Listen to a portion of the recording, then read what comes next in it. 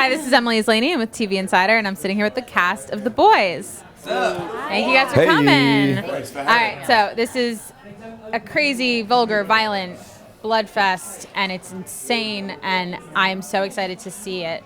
Can you each run through who you each play in this world? Sure.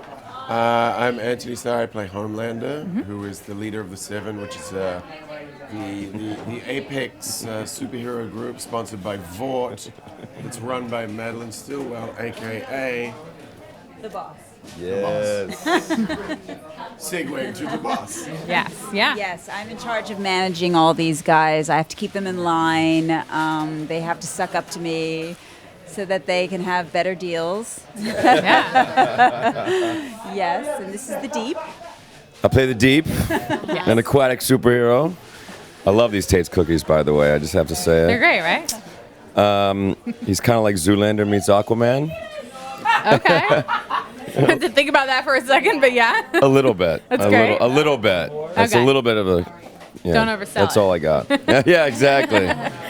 You know, had a great time. My name's Erin Moriarty. I play Starlight, and she is the newest member of the Seven, and, could be deemed as naive, but she ends up surprising people a lot, I think, in the season. Yeah. Okay. Hey, Hi. I'm Jessie Usher. I play A-Train. A-Train is a super speedster. He's like an athlete with powers, kind of. He's a track runner. And he's kind of crazy, a little bit of a drug addiction. Do anything to make sure that he stays on top as the fastest man in the world, by any means necessary. And now, none of you guys are the superheroes. You are the boys. Boys. We are the boys, but we have one super-powered And one member of superpowered, it. Yes. Yeah, so I play a character named the Female, and she is the only one that has special powers out of the boys. She's really strong. She kind of has like animal-like movements, so a lot of her combat or action scenes are unpredictable. Yeah. Yeah, I play Billy Butcher.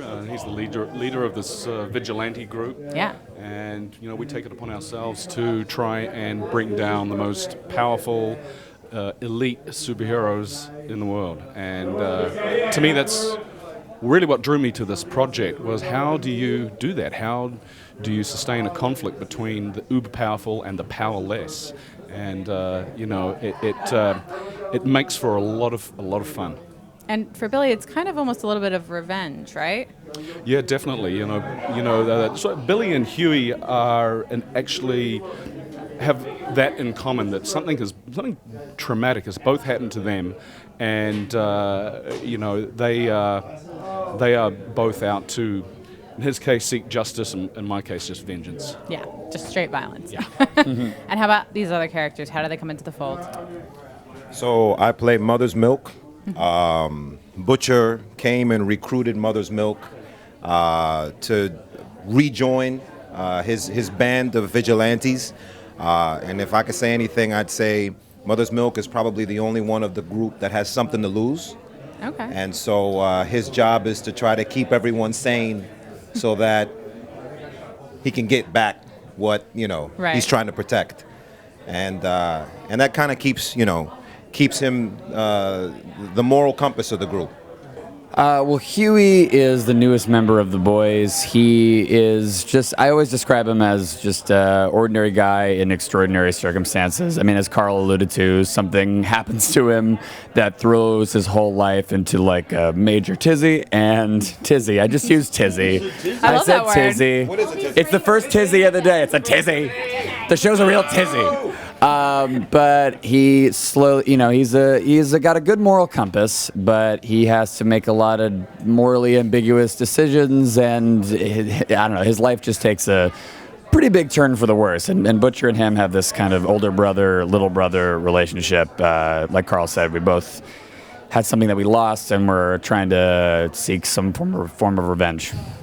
I play Frenchie. I guess Frenchie is kind of the wild card of the bunch, if I may say. And I don't know, maybe, the boys are family, so he's kind of the teenager.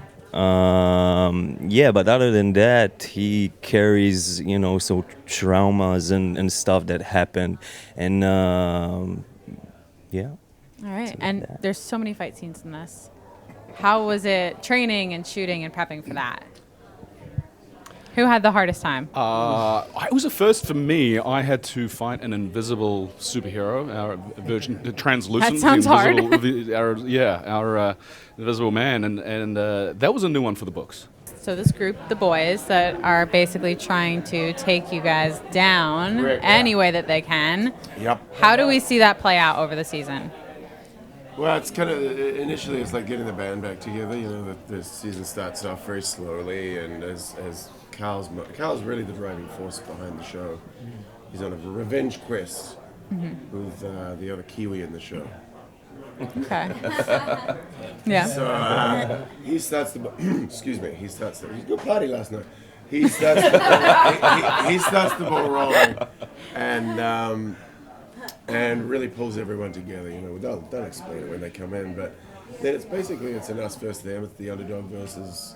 You know, we're superheroes. We're special. Yeah. We're powerful, and we're run by a corporation. Right. Yes. We are all powerful. So it's the little man taking on the big man, and you know, there's a lot of that attitude, and it's a lot of fun. Yeah. No, I love the whole concept of the corporate sponsorship, and this is like there's so many superhero shows in the world. This is so different from all of that. So, bringing this world to life, what was that like for you? Most fun I've ever had. Yeah? Like, it's a blast. It was fun to be rated R. It was fun it's so different. to create like a really detailed world of what would happen if superheroes really existed in the real world with like social media and marketing and corporations covering up their sins. And we just had a blast, you know, creating the world.